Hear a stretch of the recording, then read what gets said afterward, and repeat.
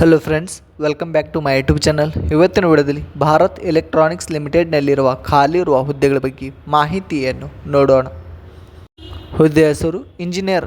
ಒಟ್ಟು ಹುದ್ದೆಗಳು 229 ಹುದ್ದೆಗಳು. ವಿದ್ಯಾರ್ಥಿ ಅಭ್ಯರ್ಥಿಯು ಯಾವುದೇ ಮಾನ್ಯತಾ ಪಡೆದ ಮಂಡಳಿಯಿಂದ ಅಥವಾ ವಿಶ್ವವಿದ್ಯಾಲಯದಿಂದ BSc, BE ಅಥವಾ BTech ಪದವಿಯನ್ನು ಪೂರ್ಣಗೊಳಿಸಿರಬೇಕು.